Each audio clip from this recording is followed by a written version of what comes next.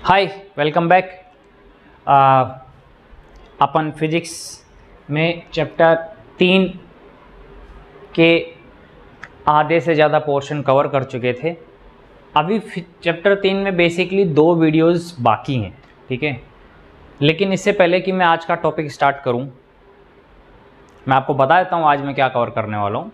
पहले आज अपन करेंगे कि अगर एक इलेक्ट्रिक डाइपोल को अपन एक यूनिफॉर्म इलेक्ट्रिक फील्ड में रखें, ठीक है, तो जो उस पर जो टॉर्क जनरेट होता है ना, उसकी वजह से कितना वर्क डन होता है। पहली चीज़ हमने चैप्टर 1 में पढ़ा था कि टॉर्क कितना जनरेट होता है, आपको याद आ रहा होगा, ठीक है। अब हम पढ़ेंगे उस टॉर्क की वजह से अगर मैं उस टॉर्क को नलीफाई करना चाहूँ और एक एक्सटर्नल टॉर्क लगाना चाहूँ तो उसकी वजह से कितना वर्क डन मुझे करना पड़ेगा, पहली चीज़। दूसरी चीज़, उस वर्क डन की वजह से उसमें कितना पोटेंशियल स्टोर होगा। मैंने आपको बताया था ना, जब भी मैं किसी चार्ज पे वर्क करता हूँ, इलेक्ट्रिक डाइपोल क्या है, चार्ज ही तो है ना, तो मैं किसी चार्ज पे वर्क करता हूँ ना, तो वो वर्क कहीं ना कहीं उसमें पोटेंशियल एनर्जी के टाइप में स्टोर हो सकता है, इलेक्ट्रिक पोटेंशियल एनर्जी के टाइप में। तो वर्क डन कितना होगा, पहली चीज़। दूसरी चीज़ अपन पढ़ेंगे कि पोटेंशियल एनर्जी या electric potential energy of electric dipole in an uniform electric field क्या होगी, ठीक है। उसके बाद हम एक कंसेप्ट देखेंगे कि जो हम देख चुके हैं वैसे, कि electric potential energy of a system of a group, ठीक है। मतलब अगर मेरे पास दो चार्ज रखे हुए हैं, अब अगर कोई मुझे बोले कि इन 2 चार्ज का इलेक्ट्रिक पोटेंशियल एनर्जी निकालो इस सिस्टम की, अगर मेरे पास 3 चार्ज रखे हुए हैं सिस्टम में और कोई कहे कि मुझे इलेक्ट्रिक पोटेंशियल एनर्जी निकालो, ऐसे कितने भी चार्ज दिए जा सकते हैं, पर अपने लेवल पे अपने को 2 या 3 ही चार्ज देंगे। बट मैं आपको एक जनरल आइडिया भी दे दूंगा कि कैसे अगर 3 से ज़्यादा आए तो आपको क्या करना है, ठीक है। उसके बाद हम एक बहुत ही छोटा सा कंसेप्ट देखेंगे, इक्विपोटेंशियल एनर्जी, ठीक है। ये आज के वीडियो में अपन कवर करने की कोशिश करेंगे। अगर लंबा चला जाएगा तो will see what we can do. Okay, ready, चलो फिर। ओके, पहला टॉपिक है work done in rotating an electric dipole in uniform electric field, ठीक है। अब इसमें से लगभग सारी चीजें मैंने पढ़ी हुई हैं। यूनिफॉर्म इलेक्ट्रिक फील्ड बना लो, ये लो, पढ़ा है यूनिफॉर्म इलेक्ट्रिक फील्ड, मैंने बताया मैंने, ठीक है। इलेक्ट्रिक डाइपोल क्या होता है ये भी मैंने आपको बताया है। मान लो कि ये मेरे पास एक इलेक्ट्रिक डाइपोल है, दिखा रहा हूं, बड़ा होता नहीं है।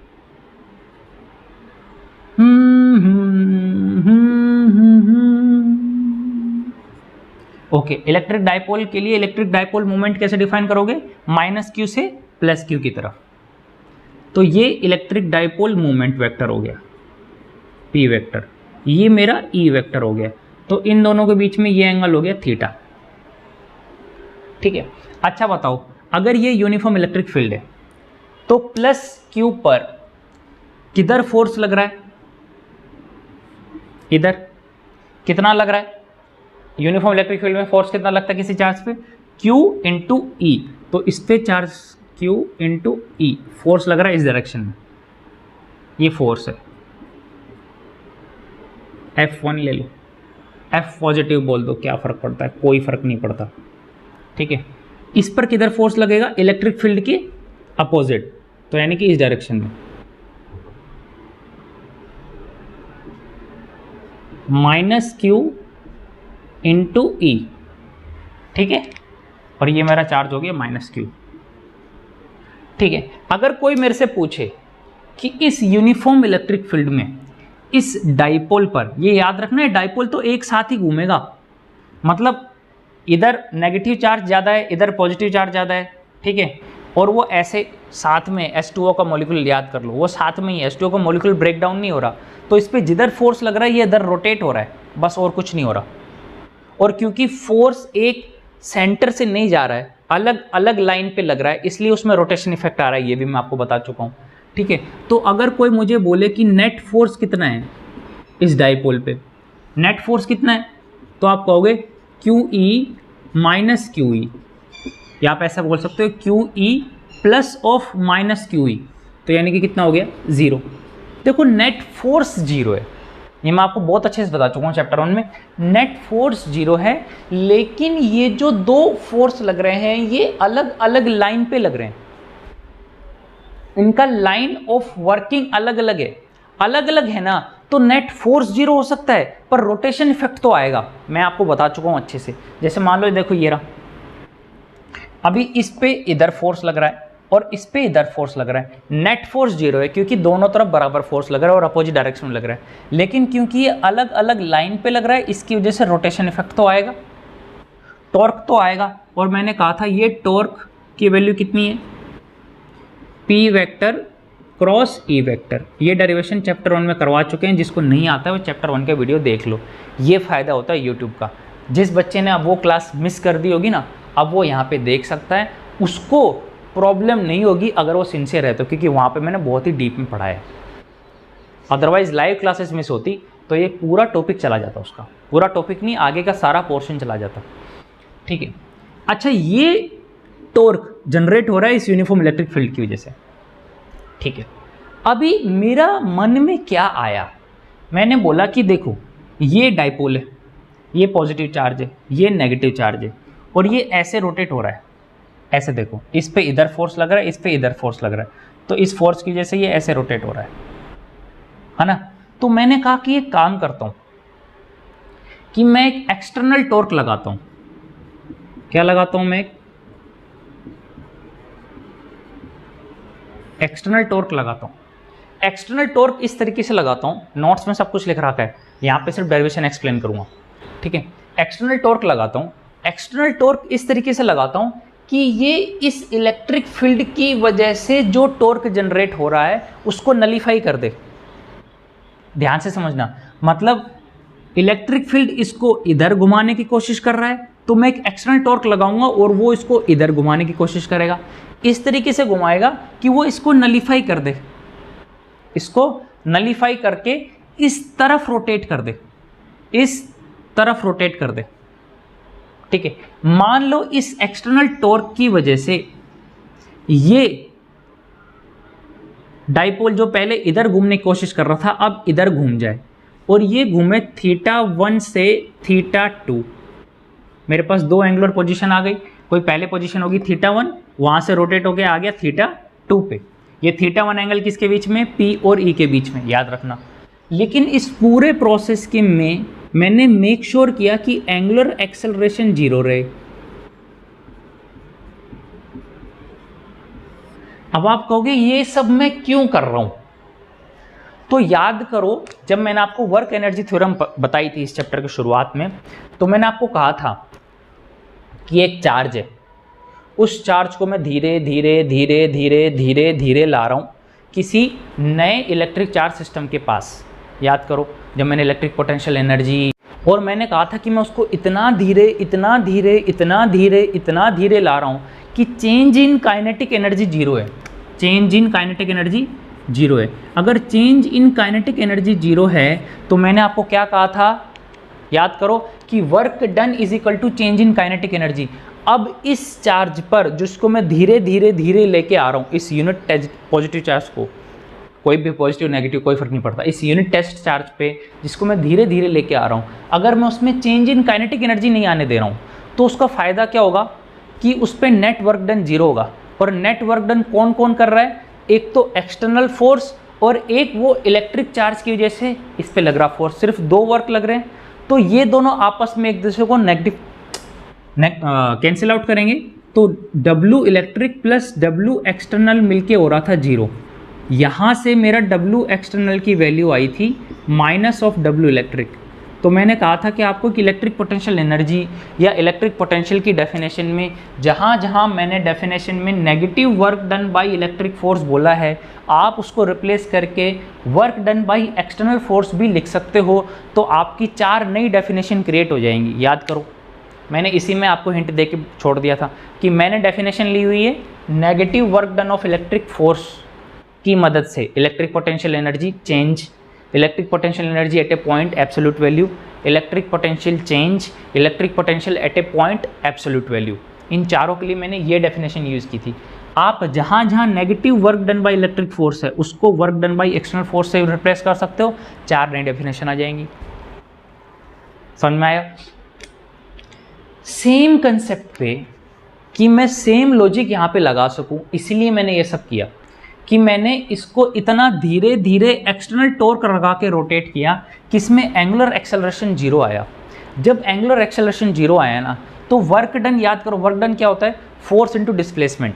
लेकिन अगर टॉर्क की वजह से मुझे वर्क डन निकालना होता है, अगर टॉर्क की वजह से वर्क डन निकालना होता है तो स्मॉल वर्क होता है, स्मॉल टॉर्क बोल दो, या टॉर्क इनटू स्मॉल डिस्प्लेसमेंट, ये होता है। ठीक है, अभी अगर मुझे नेट वर्क डन निकालना है तो नेट वर्क डन हो जाएगा W net by external force moving it from θ1 to θ2।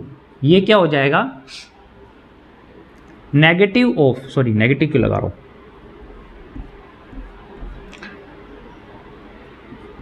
2 into d theta, tau into d theta. कहां से कहां रोटेट किया, θ1 से θ2। देखो इसको याद रखने का तरीका, torque, force, angular displacement, linear displacement, ये आपको याद है। वर्क की ये डेफिनेशन याद है, वर्क होता है फोर्स इनटू डिस्प्लेसमेंट। लेकिन जब वही फोर्स टॉर्क जनरेट कर रहा है तो वही linear displacement angular displacement generate कर रहा है, मतलब मैं उन्हीं चीज़ों को नई चीज़ों से रिप्लेस कर रहा हूँ। तो वर्क डन कैसे निकालूंगा, torque into angular displacement. Same logic से net work done by external force. अभी ये वर्क डन है एक्सटर्नल फोर्स द्वारा, याद करो। इंटरनल फोर्स जो है ना, यानी कि इलेक्ट्रिक फोर्स, वो तो इसको इधर घुमा रहा है, एक्सटर्नल फोर्स इसको इधर घुमा रहा है, इसको नलीफाई करते हुए। तो एक्सटर्नल फोर्स की वजह से जो टॉर्क जनरेट हो रहा है उसकी वजह से θ1 से θ2 एंगुलरली डिस्प्लेस हो गया। तो अब मेरा नेट वर्क डन आ गया ये, और ये टॉर्क जो है क्योंकि इसको नलीफाई कर रहा है इसलिए इसकी और इसकी वैल्यू सेम है, तो आप इसकी वैल्यू यहाँ पर रिप्लेस कर सकते हो, P इंटू ये हो जाएगा PE साइन थीटा। तो मैंने P into E sine theta लिख दिया। अब मुझे वेक्टर वैल्यू लिखने की ज़रूरत नहीं है, मतलब इनके ऊपर वेक्टर लगाने की ज़रूरत नहीं है, क्योंकि ये अब स्केलर प्रोडक्ट हो गया, यानी कि ये इनका मैग्नीट्यूड है। ठीक है, इंटू डी थीटा, θ1 से θ2। ठीक है, अब तो आपको कुछ नहीं करना, अब बस आपको ये खोलना है। देखो P कांस्टेंट है, याद है, Q इंटू 2A, इसकी वैल्यू तो चेंज होगी नहीं। E यूनिफॉर्म है, कांस्टेंट है, बाहर निकाल दो, यानी कि P और E तो मेरे इंटीग्रेशन से बाहर आ गए। इंटीग्रेशन में बचा θ1 θ2 साइन थीटा डी थीटा। ये मुझे मालूम है साइन थीटा का इंटीग्रेशन क्या होता है, माइनस ऑफ कोस थीटा। याद करो P into E minus of cos theta, θ1 to θ2। Integration कैसे खोलते हैं, अगर मेरे पास लिमिट हो तो upper limit minus lower limit, मतलब जहां जहां थीटा है पहले अपर लिमिट रखोगे, माइनस का साइन लगाओगे, लोअर लिमिट।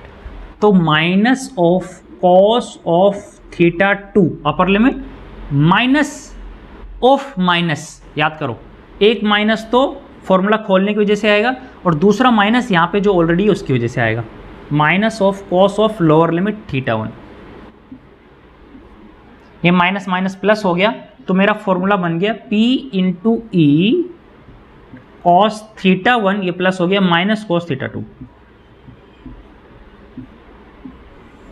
बस आ गया, यही तो है मेरा net work done by external force while moving it from θ1 to θ2 for an electric dipole which is kept in an uniform electric field. Answer. अब यहाँ पे θ1 θ2 की वैल्यू जो मन में पुट करते जाओ, आपके पास नेटवर्क आता जाएगा। मान लो कि डाइपोल पहले ऐसे रखा था तो एंगल कितना था 0, और उसको मैं ऐसे ले आया, इलेक्ट्रिक फील्ड इस डायरेक्शन में। अगर पहले ऐसे रखा था, बोल देता हूँ, देखो ये है P वेक्टर, इधर है E वेक्टर, मान लो यूनिफॉर्म, तो अभी एंगल कितना है 0। अगर मेरा θ1 0 है और फिर मैं इसको रोटेट करते हुए ऐसे 90 डिग्री पे ले आऊँ तो θ2 कितना हो जाएगा 90 डिग्री। θ1 0 रखो, θ2 90 रखो, 0 की वैल्यू होती है 1 और 90 की वैल्यू कितनी होती है 0, तो ये कितना हो जाएगा PE1 माइनस 0। तो अगर θ1 की वैल्यू है 0 डिग्री, θ2 की वैल्यू है 90 डिग्री, तो वर्क डन कितना हो जाएगा, एक्सटर्नल वर्क डन ये हो जाएगा P इंटू E1 माइनस 0 यानी कि PE। अगर मैं 0 से 180 पे रोटेट करूं तो यानी कि θ1 कितना हो जाएगा 0, θ2 कितना हो जाएगा 180। अगर मैं ये वैल्यू यहां पुट करूं तो work done by external force कितना हो जाएगा P into E cos of 0 minus cos of 180। Cos of 180 कितना होता है, टिचका हूं, जहां भी डाउट आए ना कर्व बना लिया करो। 0 90 180 ये रहा कॉस का कर्व -1, तो P into E cos of 0 की value 1 minus of cos of 180 की वैल्यू -1, माइनस माइनस प्लस यानी कि 2 PE, तो ये हो गया 2 PE। जिसको ये कर्व नहीं आते हैं, मैं 11th की बेसिक मैथ्स की क्लास में बता चुका हूँ कि ये ट्रिग्नोमेट्रिक कर्व कैसे ड्रॉ किए जाते हैं, रटने की ज़रूरत नहीं है इन केस अगर आपको नहीं पता हो कि कैसे ड्रॉ करना है। ठीक है, ये टॉपिक खत्म, बच्चों वाला टॉपिक था, कुछ था ही नहीं इसमें। सेकंड टॉपिक करते हैं। सेकंड टॉपिक क्या है, electric potential energy of an dipole, electric dipole in uniform electric field. अगर वो आपसे पूछता है work done in rotating an electric dipole in uniform electric field, आपका डेरिवेशन यहीं पे खत्म। ये तो मैंने एक्स्ट्रा बताया है बस, मतलब यहां पे डेरिवेशन खत्म। ठीक है, ये आपका आंसर आ गया। अगर आपसे पूछता है electric potential energy of an electric dipole which is kept in an uniform electric field, तो आपको क्या करना है, ये डेरिवेशन यहां तक तो लाना है। यहां तक लाने के बाद बस आपको कुछ नहीं करना, आपको बोलना है देखो change in electric potential energy की डेफिनेशन हमने पढ़ी थी, क्या थी याद करो। अब बेसिक क्लियर होने का फायदा ये होता है, अब रटने का कुछ नहीं रहता। Change in electric potential energy क्या था, किसी चार्ज को ए पोजीशन से बी पोजीशन पे लेके जाऊं तो negative of work done by electric force जो होता है वही change in electric potential energy होती है। याद आ रहा है, जिसको नहीं याद आ रहा है पहला वीडियो देख लो इस चैप्टर का, सब क्लियर हो जाएगा। ठीक है, अगर मेरा एंगुलर डिस्प्लेस हो रहा है और मैंने angular acceleration change in angular acceleration 0 रखा है, तो मैं क्या कह सकता हूं कि work done by electric force या negative work done of electric force is equal to work done by external force. याद करो, मैंने अभी बताया यहाँ पे इसकी शुरुआत में, यानी कि इलेक्ट्रिक पोटेंशियल एनर्जी के लिए दो डेफिनेशन होती है ना, negative of work done by electric force या work done by external force. θ1 से θ2 पे ले जाने पर net work done by external force जो है, क्या वही change in electric potential energy की डेफिनेशन है। यानी कि ये जो मैंने फॉर्मूला निकाला है, अरे यही तो है change in electric potential energy. देखो, net work done by external force while moving it from A position to B position, क्योंकि ये मेरा डाइपोल है तो ये एंगुलर पोजीशन में मूव कर रहा है, तो मेरा ए टू बी की जगह θ1 तो θ2 हो गया। फर्क क्या पड़ गया, है तो ये अभी भी वही। तो यानी कि ये क्या है, चेंज, क्योंकि θ1 से θ2 पे जा रहा है, change in electric potential energy from θ1 to θ2। पहली पोजीशन ये है, दूसरी पोजीशन ये है, तो चेंज अगर निकालोगे, डेल्टा यू अगर आप निकालोगे, ध्यान से देखना, गड़बड़ आप यहीं पे करोगे।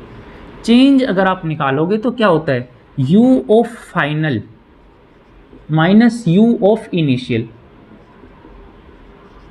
अब एक बात बताओ, कहाँ से कहाँ रोटेट किया आपने, θ1 से θ2 2, फाइनल कौन सा है थीटा 2, तो यानी कि u of theta 2 minus initial कौन सा था u ऑफ थीटा 1। समझ में आ रहा है?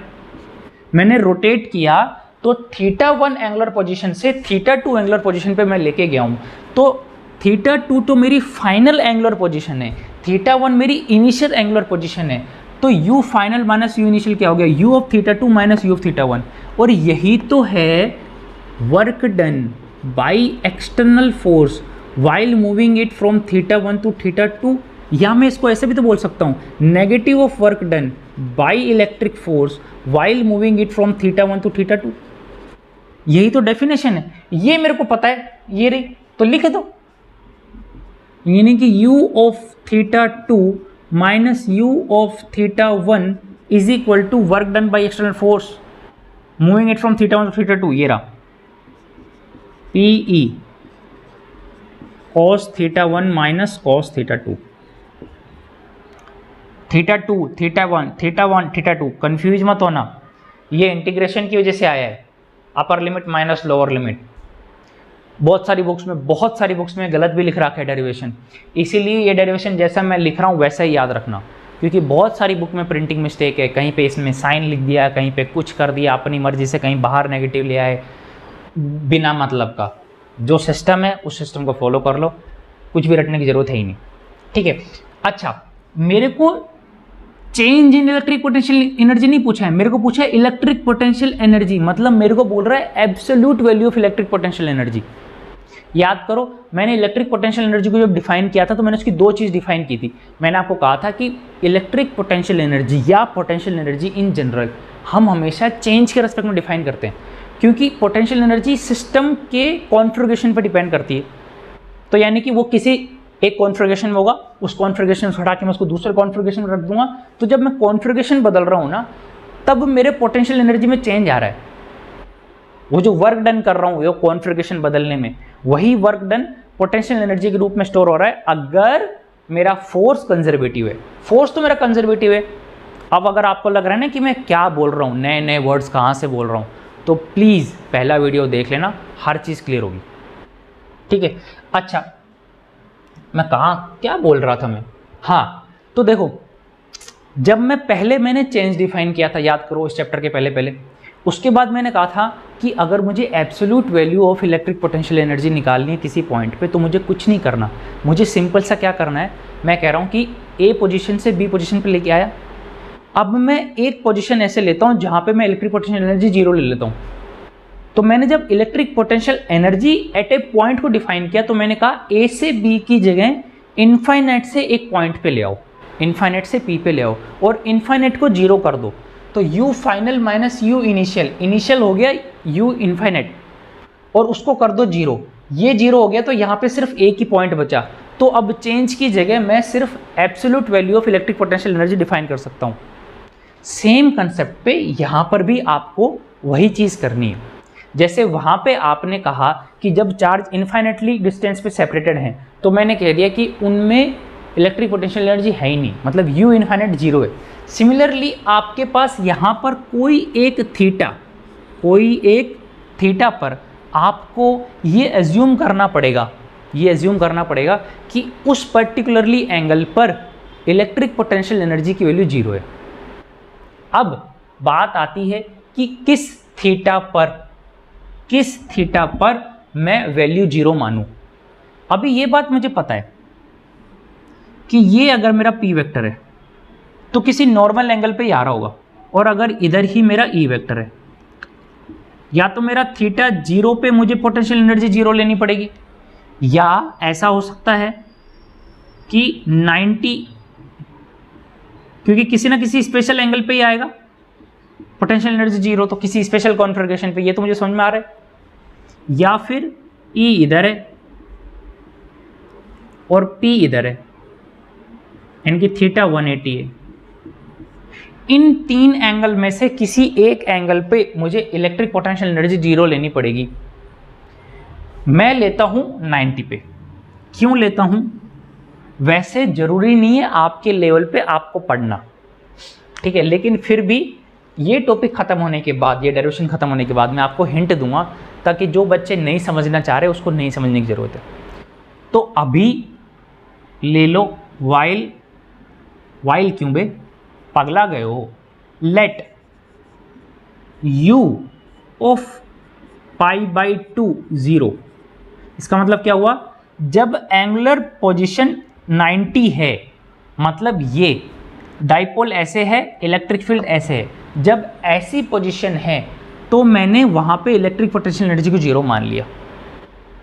ठीक है, तो अब मैं सिंपली ये कह देता हूं कि π/2 से किसी एक पर्टिकुलर एंगल थीटा पे रोटेट कर रहा हूं, तो ये तो मेरा हो गया θ1 और ये मेरा हो गया θ2। याद करो, इनफाइनाइट से लेके आ रहा हूं उस पॉइंट पे जहां पे इलेक्ट्रिक पोटेंशियल एनर्जी निकालनी है। इनफाइनाइट पे 0 माना था तो उस पॉइंट पे मैं निकाल ले आया था, क्योंकि u final minus u initial infinite position थी, 0 कर दिया। ऐसे ही अब मैं कह दूंगा π/2 से, यानी कि θ1 से किसी पर्टिकुलर एंगल थीटा पे रोटेट कर रहा हूं, π/2 पे 0 ले लिया, π/2 पे 0 ले लिया, तो अब ये 0 हो जाएगा, बचेगा ये, तो ये क्या हो गया, u of π/2 minus u of theta. पहला एक क्या कर रहा है, u final minus u initial, initial position 90, इसको मैं 0 मानूंगा, ये हो जाएगा 0, final position theta is equal to θ1 यानी कि इनिशियल पोजीशन, कुछ नहीं करना, फॉर्मूले वैल्यू पुट करनी है, cos of 92 minus final position कौन सी ली है मैंने, थीटा, तो ये हो गया u of theta p into E, cos 90 होता है 0, p into E minus cos theta, minus P E cos theta. मैं इसको ऐसा भी तो लिख सकता हूँ, minus p vector dot E vector. ये लो, इसको अच्छे से देख लो, इसको अच्छे से देख लो, और अब आप चाहो तो यहाँ पे अलग अलग वैल्यू पे लिख सकते हो कि लाइक अगर थीटा की वैल्यू 0 है, अगर थीटा की वैल्यू 0 है तो cos 0 की वैल्यू क्या होती है 1, तो u ऑफ 0 डिग्री कितना हो जाएगा, माइनस पी ई। अगर थीटा की वैल्यू 90 है तो u ऑफ 90 कितना हो जाएगा, 90 कितना होता है, cos 90 0, ये पूरा कितना हो जाएगा 0। अगर थीटा की वैल्यू 180 है तो u ऑफ 180 कितना हो जाएगा, देखो -1 माइनस माइनस प्लस यानी कि पीई। अच्छा, ये कहलाता है स्टेबल इक्विलिब्रियम, ये आपको पता है, मैं आपको बता चुका हूं वैसे। ये होता है अनस्टेबल इक्विलिब्रियम।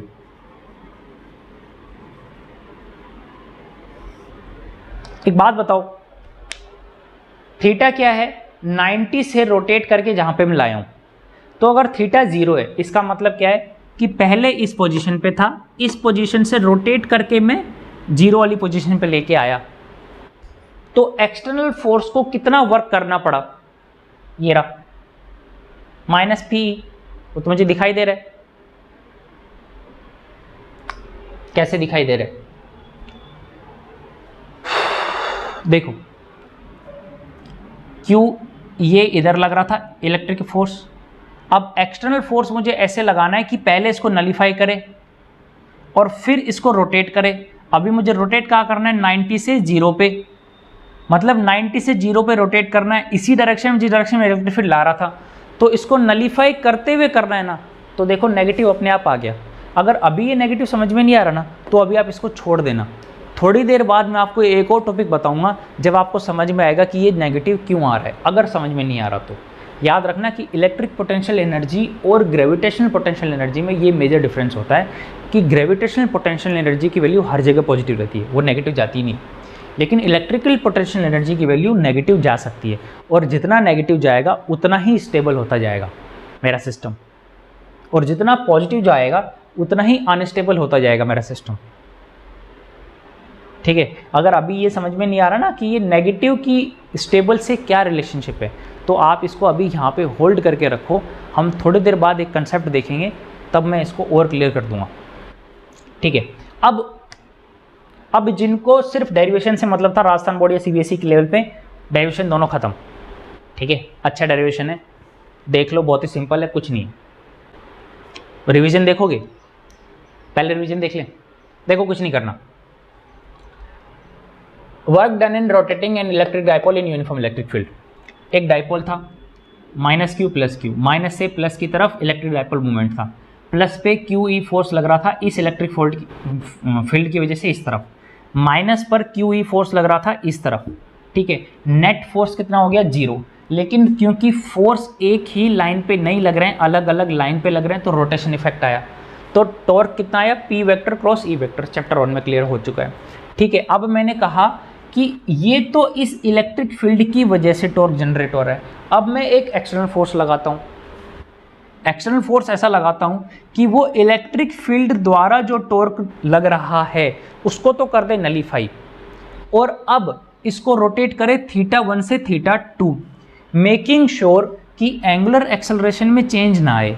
एंगुलर एक्सेलरेशन में चेंज अगर नहीं आएगा तो मैं लगा दूंगा वर्क एनर्जी थ्योरम, और वर्क एनर्जी थ्योरम लगाते मैं कह दूंगा वर्क डन प्लस मतलब नेट वर्क डन 0, यानी कि work done by electric force plus work done by external force is equal to 0, यानी कि इसका नेगेटिव वो वाला वर्क डन आ गया। ठीक है, तो अभी ये आपको याद है, मैंने बता दिया कि अगर नॉर्मल फोर्स द्वारा लीनियर डिस्प्लेसमेंट हो रहा है तो स्मॉल वर्क डन क्या होता है, फोर्स इनटू लीनियर डिस्प्लेसमेंट। अगर उसी फोर्स द्वारा टॉर्क जनरेट हो रहा है तो फोर्स को तो मैं टॉर्क से रिप्लेस कर दूंगा, लीनियर डिस्प्लेसमेंट को एंगुलर डिस्प्लेसमेंट से रिप्लेस कर दूंगा। ये 11th के कंसेप्ट हैं। तो वर्क डन आ जाएगा टाउ इंटू डी थीटा। तो work done by net work done by external force while moving it from θ1 to θ2 की वैल्यू क्या आ जाएगी, tau into d theta, initial position final position. Tau की वैल्यू क्या है, ये इसको नलीफाई कर रहा है तो इसके बराबर है P E sine theta. P constant है, ई कांस्टेंट है, बाहर निकाल लो। साइन थीटा की value minus of cos theta integration में upper limit minus lower limit, upper limit minus lower limit की वजह से यहाँ पे माइनस साइन आया, माइनस माइनस प्लस हो गया, ये वैल्यू आ गई, खत्म। अगर मेरे को बोलता है electric potential energy of an electric dipole, an electric dipole in uniform electric field, तो कुछ नहीं करना, मुझे मालूम है कि change in electric potential energy मैंने कैसे डिफाइन की थी।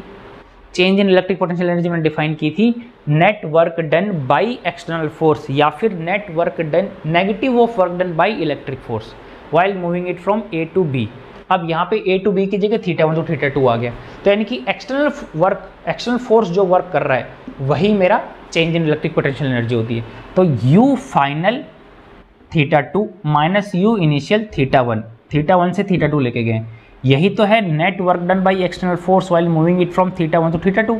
ये वैल्यू मैंने यहाँ पे निकाली है, पुट कर दी। अब अगर मुझे एब्सोल्यूट वैल्यू निकालनी है तो मुझे θ1 कोई ऐसा सेलेक्ट करना पड़ेगा जहाँ पर इलेक्ट्रिक पोटेंशियल एनर्जी मैं 0 मानूंगा। मैंने मान लिया θ 90 पे है, आप डायरेक्टली लिख के आ सकते हो, कोई दिक्कत नहीं, क्योंकि आपके सिलेबस में ये है ही नहीं। ठीक है, कि मतलब 90 पे 0 क्यों है। ठीक है, तो U ऑफ 90 अगर आपने 0 ले लिया तो इनिशियल पॉइंट ये रहा, फाइनल पॉइंट ये रहा। मान लिया 90 से θ पे मैं लेके गया हूँ, तो 90 से θ पे लेके गया तो 90 से θ1 से θ2 मैंने ये वैल्यू लिख दी। P E cos of initial value 90 minus cos final value, ये मैंने रख दी।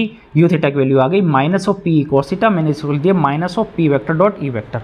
बस थीटा 0 पे नेगेटिव है, थीटा 90 पे ये 0 है, थीटा 180 पे ये पॉजिटिव है।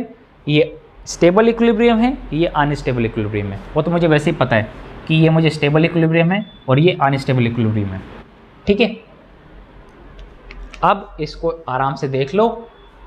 5 मिनट में मैं ये डिस्कस करूँगा कि ये 90 पर मैं इलेक्ट्रिक पोटेंशियल एनर्जी 0 क्यों ले रहा हूँ। ओके, अब आके देख लो, ये वो पोर्शन है। आज की क्लास में अपन बस इतना ही रखेंगे। मैं थोड़ा सा ज़्यादा डिटेल में एक्सप्लेन कर गया, मुझे इतना डिटेल में करना नहीं था दोनों टॉपिक। तो अभी अपनी क्लास आज के अपन यहीं पे रोकेंगे, बस ये टॉपिक बता के कि 90 पे अपन ने पोटेंशियल एनर्जी 0 क्यों ली है। अपने सिलेबस में नहीं है तो बाकी बच्चों के लिए ये वीडियो यहीं पे ख़त्म हो चुका है। लेकिन जो बच्चे इंटरेस्टेड हैं जानने के लिए कि U ऑफ 90 पर क्यों 0 लिया, वो ये वीडियो कंटिन्यू कर लें, वरना आज की क्लास अपनी ख़त्म हो चुकी है। बाकी टॉपिक अपन अगली क्लास में करेंगे। ठीक है, अब देखो, अगर ये यूनिफॉर्म इलेक्ट्रिक फील्ड है, ठीक है, मेरे पास ये एक डाइपोल है, ध्यान से देखना, -q + q, ठीक है। अभी सवाल, जब मैंने कहा कि मुझे क्या निकालना है, मुझे निकालनी है इलेक्ट्रिक पोटेंशियल एनर्जी या change in electric potential energy. तो इलेक्ट्रिक पोटेंशियल एनर्जी की डेफिनेशन क्या थी कि मैं किसी एक पॉइंट से चार्ज को उठा के दूसरे पॉइंट पे लेके आता हूँ, और जब मैं उस चार्ज को एक पॉइंट से उठा के दूसरे पॉइंट पे लेके आता हूँ, तो मुझे ऑलरेडी मेरे सिस्टम में जो चार्ज है, मेरे एक एक वर्ड इंपॉर्टेंट हैं, क्योंकि यहाँ से ही गलती होती है। जब मैं मेरे एक चार्ज को उठा के यहाँ से अगले टॉपिक की भूमिका भी तैयार कर रहा हूँ, मैं आगे जो अपन पढ़ाऊँगा, electric potential energy of a system of a charge, ठीक है। जब मैं एक चार्ज को किसी एक पॉइंट से उठाकर दूसरे पॉइंट पे लेके आता हूँ, तो दूसरे पॉइंट पे ऑलरेडी आ रहा होगा, उनकी वजह से इस चार्ज पर एक फोर्स लगेगा। और अगर मैं ये मेक श्योर कर लूँ कि लाते वक्त चेंज इन काइनेटिक एनर्जी ना आने दूँ, तो मैं वर्क एनर्जी थ्योरम लगा देता हूँ, और वर्क एनर्जी थ्योरम लगा के मैं बोल देता हूँ कि नेट वर्क डन 0 हो गया। इस वक्त इस चार्ज पे सिर्फ 2 फोर्स लग रहे हैं, एक तो इलेक्ट्रिक फोर्स कौन से, जब मैं इसको यहाँ से यहाँ ला रहा हूँ तो यहाँ पे जो चार्ज मौजूद हैं वो इस पर कितना फोर्स लगा रहे हैं, और दूसरा जो मैं एक एक्सटर्नल फोर्स लगा रहा हूँ जिसकी वजह से मैं इस चार्ज को यहाँ से यहाँ लेके जा रहा हूँ, और इन दोनों का सम 0 है, क्योंकि चेंज इन काइनेटिक एनर्जी आई नहीं। और वर्क एनर्जी थ्योरम बोलती है कि वर्क डन होता है चेंज इन काइनेटिक एनर्जी, और चेंज इन काइनेटिक एनर्जी 0 है, तो वर्क डन हो गया 0। वर्क डन तो सिर्फ 2 ही फोर्स कर रहे हैं मेरे पास, तो इसीलिए मैं बार बार ये कर रहा हूँ ताकि आपको ये चीज़ क्लियर हो जाए कि इसीलिए work done by external force equal होता है negative of work done by electric force. इसकी कंडीशन होती है चेंज इन काइनेटिक एनर्जी 0 होनी चाहिए, तभी वर्क एनर्जी थ्योरम में मैं ये पोर्शन लगा सकता हूँ, ठीक है। अब जब मैंने इलेक्ट्रिक पोटेंशियल एनर्जी में चेंज को डिफाइन किया था, तो मैंने कहा था कि इनफाइनाइट से अगर मैं किसी पॉइंट पे लेके आऊँ और इनफाइनाइट पे 0 मान लूँ, तो मैं एब्सोल्यूट वैल्यू निकाल सकता हूँ। अब जरा सोचो, अब मैं जब इस चार्ज को लेके आ रहा हूँ, बेसिकली चार्ज नहीं है, चार्ज का सिस्टम है, -q + q, मान लो ये +q है और ये -q है, ठीक है। अब मैं इसको जब मैं लेके आऊँगा तो मुझे साथ में लेके आना पड़ेगा। अभी मेरे को जब मैं डाइपोल को लेके आ रहा हूँ, ध्यान से देखना, ये चीज़ें किसी बुक में नहीं है, किसी बुक में नहीं है, ये बुक ये मैंने बता दी तो आपको समझ में आ गई, वरना नहीं समझ में आएंगी। कहीं नहीं है, कहीं और नहीं समझ में आना मिलेगा, यहीं पे समझ सकते हो। अगर मैं इसको ऐसे लेके आता हूँ तो दोनों चार्ज साथ ही तो मूव करेंगे, ऐसा थोड़ी है कि मैं एक बार पहले माइनस चार्ज ले आऊँगा फिर प्लस चार्ज ले आऊँगा। ये तो डाइपोल है, डाइपोल बेसिकली H2O का मॉलिक्यूलर है, HCl का मॉलिक्यूलर है, यही तो है इलेक्ट्रिक डाइपोल, मैं आपको बता चुका हूँ। तो मैं इस पूरे मॉलिक्यूलर को उठा के लेके आऊँगा इस इलेक्ट्रिक फील्ड में। अभी एक बात बताओ, जब मैं इसको लेके आऊँगा तो मेरे पास कितने ऑप्शन है? मेरे पास बहुत सारे ऑप्शन है। अगर ये पॉजिटिव है, ये नेगेटिव है, तो मैं इसको ऐसे लेके आ सकता हूँ,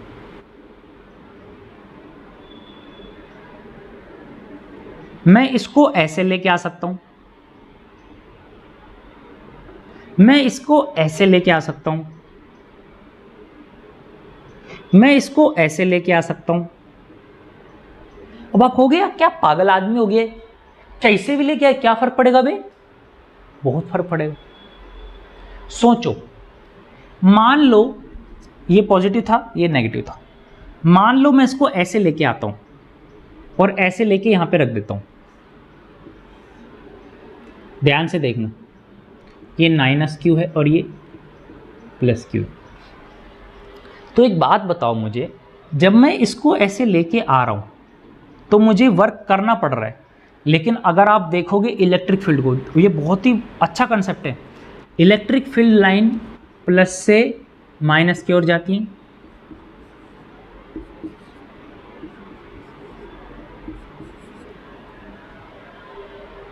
तो जब मैं इसको ऐसे लेके आ रहा हूं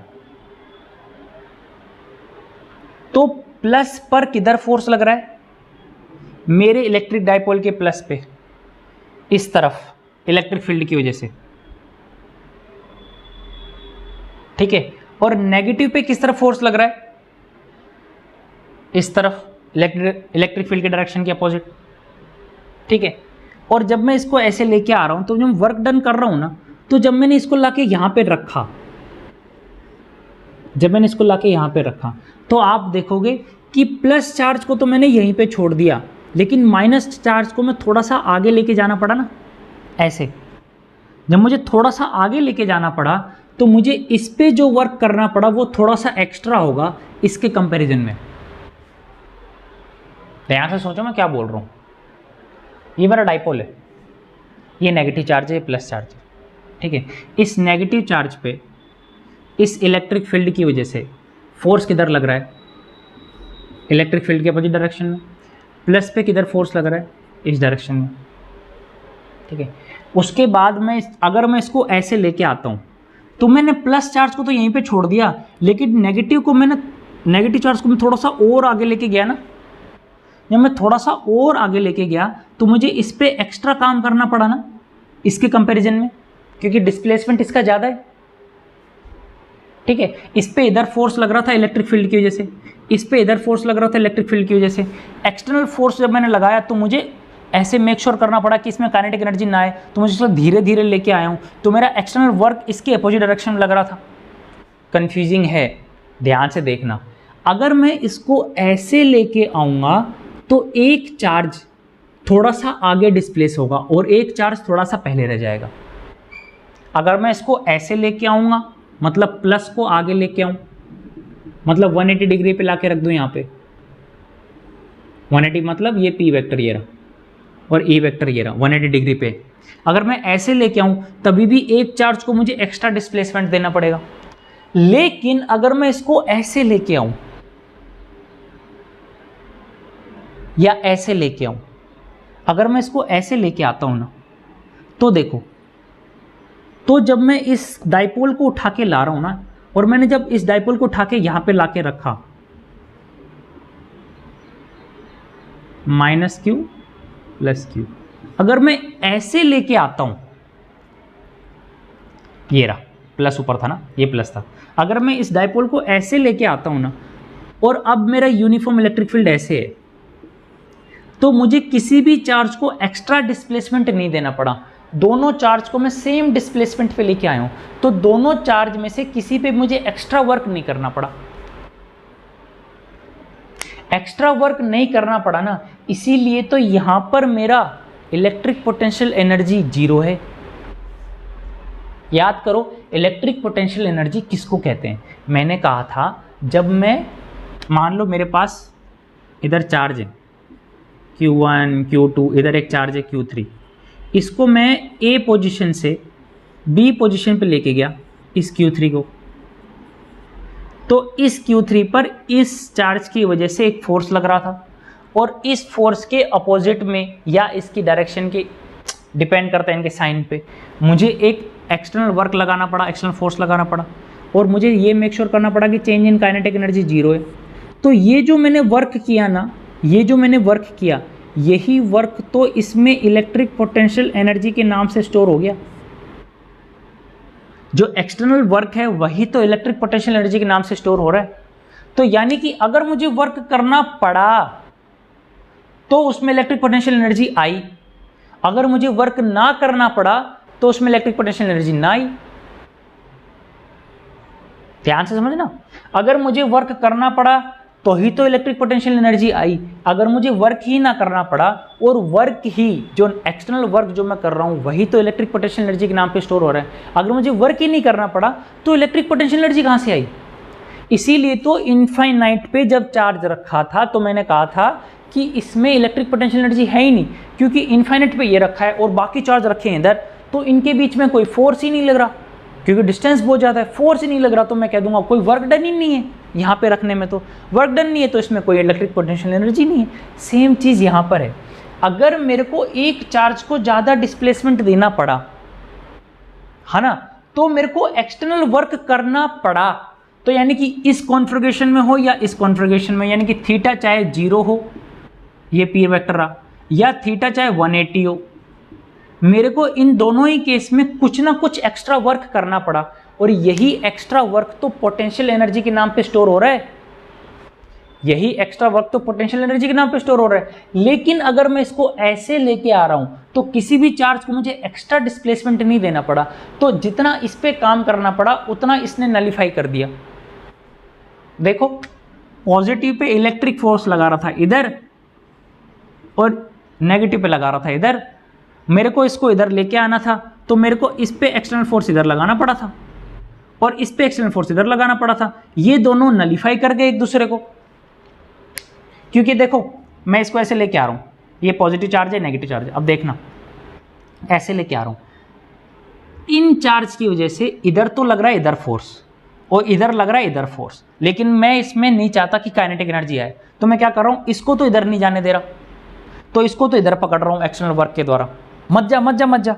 और ये जो इधर आ रहा है मैं कह रहा हूं तू इधर जा तू उधर जा, तो मैं जो एक्सटर्नल वर्क लगा रहा हूं मैं ऐसे लगा रहा हूं कि तू तो आगे जा और तू इधर आ, ताकि जो इलेक्ट्रिक फोर्स जो लग रहा है मैं उसको नलिफाई करता जाऊं। तो मैं ऐसे कर रहा हूं, वो इधर लगा रहा है मैं इधर लगा रहा हूं, वो इधर लगा रहा है मैं इधर लगा रहा हूं, और मैं इसको धीरे धीरे धीरे धीरे लेके आ रहा हूं। और जब मैंने इसको यहां पे लाके रख दिया तो कोई दोनों चार्ज एक ही पोजीशन पे रखे हुए हैं ना, तो मुझे किसी भी चार्ज पे एक्स्ट्रा वर्क नहीं करना पड़ा। लेकिन अगर कोई एक चार्ज आगे और कोई एक चार्ज पीछे रखा रह गया तो मुझे एक चार्ज पे एक्स्ट्रा वर्क करना पड़ गया। वही एक्स्ट्रा वर्क, वही एक्स्ट्रा एक्सटर्नल वर्क ही तो इलेक्ट्रिक पोटेंशियल एनर्जी में स्टोर हो जाएगा। यानी कि 0 डिग्री पे तो स्टोर होगा, 180 पे भी स्टोर होगा, पर 90 पे स्टोर नहीं हो पाएगा क्योंकि वर्क डन ही नहीं है। आप कहीं से भी लेके आओ इसको और 90 पे लाके रख दो, वर्क डन है ही नहीं,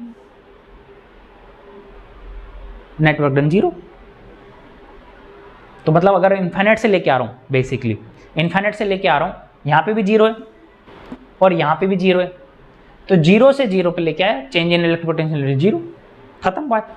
इसीलिए जब थीटा 90 डिग्री होती है तभी मैं इलेक्ट्रिक पोटेंशियल एनर्जी को 0 मानता हूं। मेरा रेफरेंस पॉइंट यहां पर इलेक्ट्रिक डायपोल के रेस्पेक्ट में 90 डिग्री होता है, 0 या 180 नहीं होता। बहुत सारे लोगों को लगता है 0 पे होना चाहिए, लेकिन ऐसा नहीं है, ठीक है। अब यहाँ पे आपको ये बात भी समझ में आ रही होगी कि 0 स्टेबल क्यों है और 180 स्टेबल क्यों नहीं है, क्योंकि 0 पे फोर्स देखो किधर लग रहा है और 180 पे फोर्स किधर लग रहा है और एक्सटर्नल वर्क मुझे किधर करना पड़ रहा है।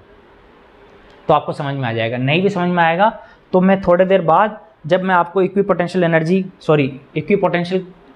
सरफेस का कंसेप्ट बताऊंगा और मैं आपको ये बताऊंगा कि इलेक्ट्रिक पोटेंशियल एनर्जी एक सिस्टम ऑफ चार्ज की कैसे निकालते हैं, तब ये आपको और भी क्लियर हो जाएगा, ठीक है। ये सिर्फ उन लोगों के लिए जिनका ज़्यादा दिमाग चलता है, अदरवाइज ये अपने सिलेबस में नहीं है। CBSE NCERT 11th 12th पे ही नहीं है ये, ठीक है ना। आपसे पूछेंगे, आपको तो बस याद होना चाहिए कि इलेक्ट्रिक डाइपोल को अगर मैं 90 डिग्री पे रखता हूँ तो उसमें इलेक्ट्रिक पोटेंशियल एनर्जी को मैं 0 मान सकता हूँ। बस मेरा रेफरेंस पॉइंट वो है, ठीक है। चलो अपना ध्यान रखना, अच्छे से पढ़ना, जो चीज़ें बोली हैं वो करते रहना। अगली क्लास में मिलते हैं। जय हिंद।